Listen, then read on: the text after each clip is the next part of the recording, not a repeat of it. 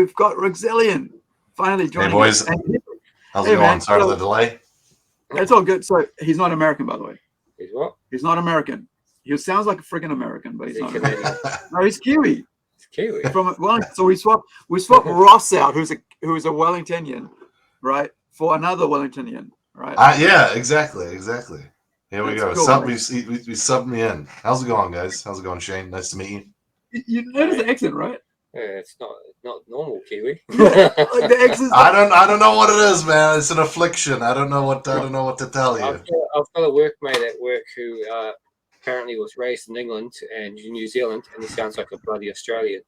Oh, that's cruel. That's cruel. It's chops. Yeah, he's always saying things with an Aussie twang. I'm like, where's that come from?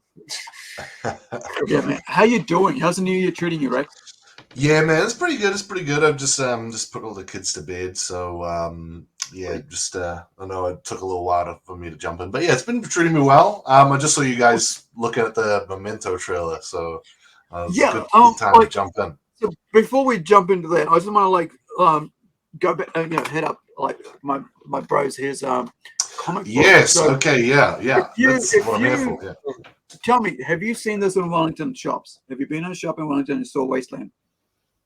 I haven't been to a Wellington comic book store in a good while. Probably the last at least 3 months. So the graphic, I mean, would it be in graphic? It was printed in Wellington. I don't know if the Wellington stores have it. I know Christchurch. So that's number 2. I know Auckland has it, and I know Christchurch has it. I don't know if Jason Lenny's got hold of it in Wellington. Yeah, I wonder if you just can go and do what I used to do in the old days. Is like go into like a library and go, hey, or into a comic shop and go, hey, can you bring this in? And they'll go, well, who's it by? It's like, it's by this publisher. Okay. I'll take this number. It's like, maybe if it's not in Wellington, maybe that's thought, and then maybe they'll say, hey, Jason Lenny from New Zealand Comics is putting it out, because that's how we get or there. Or if I say you can buy it from Heroes for Sale. Or directly from yeah, I was gonna say maybe it's time to plug where you can buy it. Yeah, Heroes for Sale, or from me at my Make Comics NZ, or on my own art page. Art of Evans.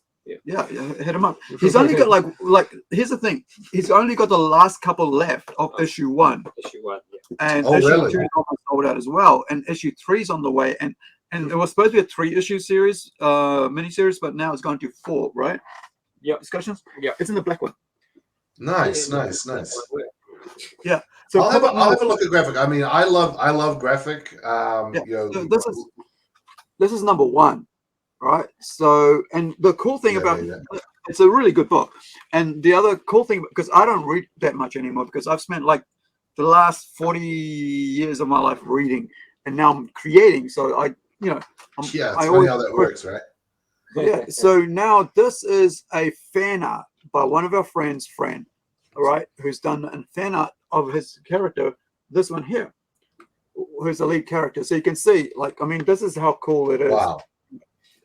3 degrees of separation, or 2 degrees. I feel like that is sort of like sort of an indicator of success, that people are making fan art of your character. Like that. Making their own stuff out of it. Someone bought it. That's digital. It's so good. It's digital though.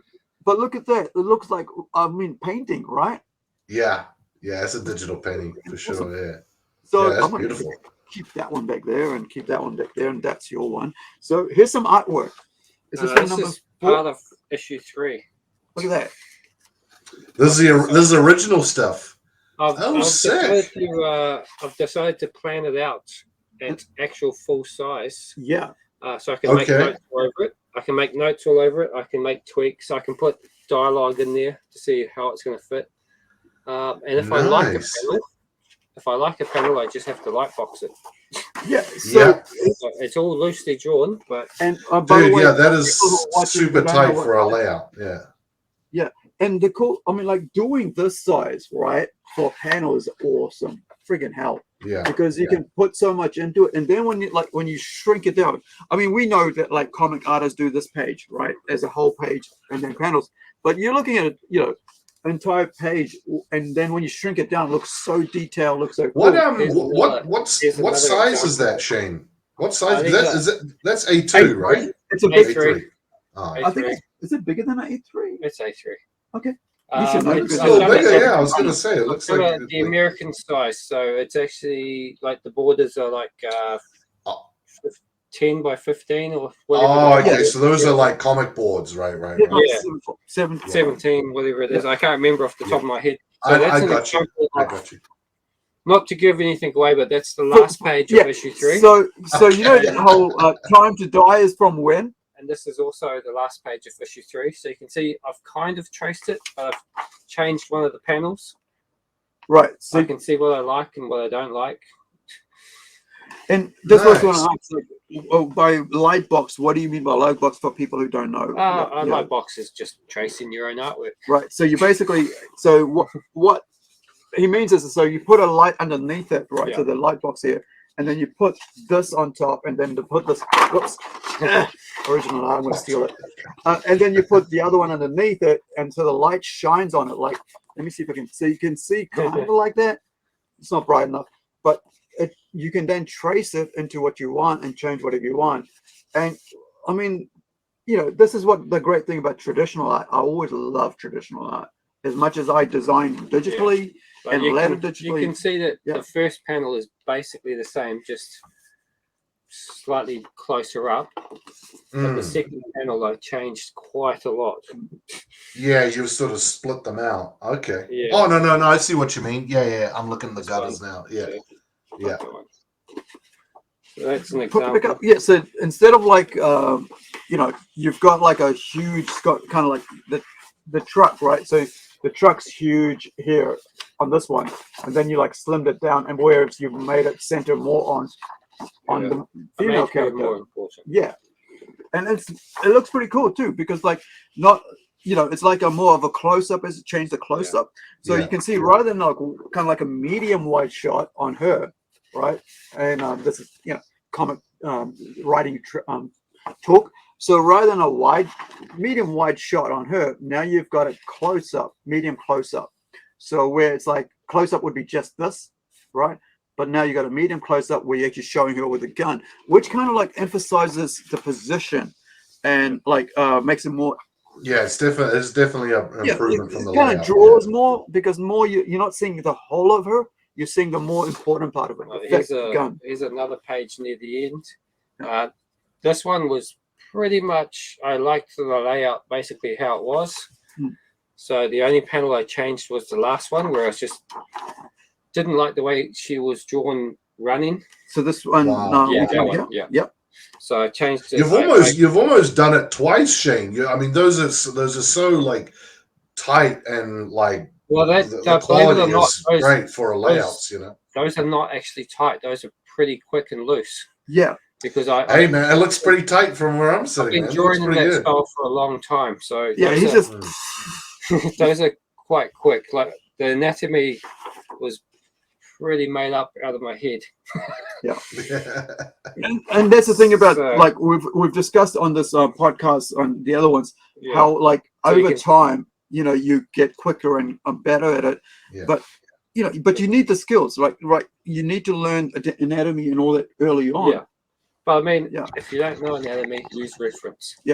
So you can see the difference. So she's running with a torch compared to she's running with a gun. Well, that's the other thing too. Well, the thing is continuity. I realized I'd swapped hands. Oh, right. Okay. So from the pages before, she's holding the torch in the other hand. So it's like, shit. Yeah. Nice. And now she's on her left. Now she's on her right.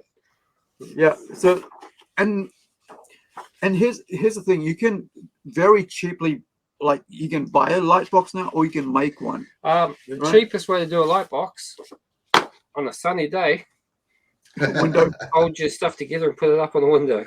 It's actually a great trick. It works very well. Yeah. So a lot of people put off by having to buy things, but nah. Yeah, pencil and paper is not that expensive. And that's why I always say, like, to any young or, you know, learning or, you know, older person, dude, do 50, if you're all digital, don't go all digital. Always learn traditional pen and paper, because when you go to a convention, when a kid rocks up to you and goes, hey, draw me this, and you can't because all you've done is traditional, it's kind of a bad place to be at, really, seriously, because you're going to lose this kid to to learning, because there's pluses and minuses for both. I mean, the plus with digital is the undo button. Yeah, you can definitely undo stuff. That's a big one. That's a big one. You can trace real easy, which is kind of not good, because some people trace without learning. They don't think about how the anatomy is done, right? But they'll literally just trace with their brain switched off. But the plus side for traditional is, if you have someone that likes your artwork, you can probably make as much money afterwards selling the originals as you can actually selling your comic. Yeah, and I've said it to many upcomers. You do your traditional and digitize the freaking rest of it. Do 100 limited copies and sell that as a poster or whatever. Because look, not anybody can spend $1,000 on your favorite, on that one-off artwork. But I can spend $10. But you could also do my full-page sketch digital quite easy, because, like I said, the A3s that I showed you, because I was just doing it as a plan for the page, I didn't actually put that much effort into them. So they were actually really quick. They were quicker than drawing on a tablet. Yeah. So once you get that, you could scan that in and then tidy it up quite easily. I'm just going to show you the my concept for the cover. Yeah. So this will be the front, and this will be the back. It's going to be a wraparound. And it's from a movie series that I quite like, so people might be able to work out that reference quite easily. Yeah, I think I could take a guess. I'm not there, so can you tell me? I'm guessing it's Aliens. Yep. 3. Really? There you go. Yeah. So then I've done this, and that's what that makes sense now. The bitch, the last page. Yeah. And so I've done this one traditional. So this is pen, pencils, ink, Weber white paint, colored paper. Wow. Yeah. So this paper's got like texture to it. So the paper's doing most kind of the skin tones. Yeah. So that's good. But that's beautiful. But this is literally just markers and colored pencil and a wee bit of paint.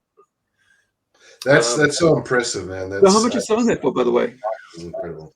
No idea yet. Let me know. I want it. Well, wait till it's been printed and scanned first. Yeah. But like, I do want to. I do have a lot of his work, because like I said, I love his work. I've loved his work since I got me to do your covers. No, Punisher. When you did Punisher, 2014. Shit, that's 10 years ago. That's a long time ago. Yeah, that's when we met up in a comic shop, and I don't know how that happened, because like out of the blue, and we've been close friends ever since, as far as I consider my best friend, right?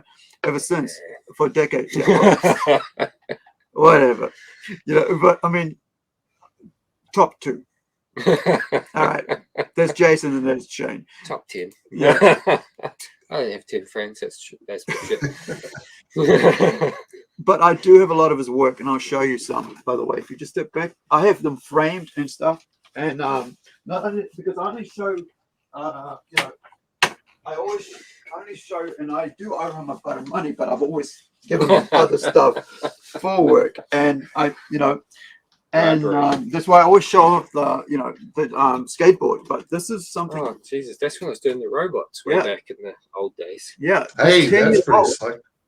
2015, I got this done, because this is when I was in hardcore into that's Punisher. That's dyes. Yeah. That's watercolor dyes. Original. I commissioned this one, by the way. And I don't know what the situation is, but if I probably owe him $50 at the moment for that. Probably hundreds. But here's robot Red Dot, which we're gonna do something with like soon. But Red Dot's been like one of our like main. I actually still like that picture. Oh, I love it. But like so he did that. Then I would go and put in the icons and logos and all that stuff.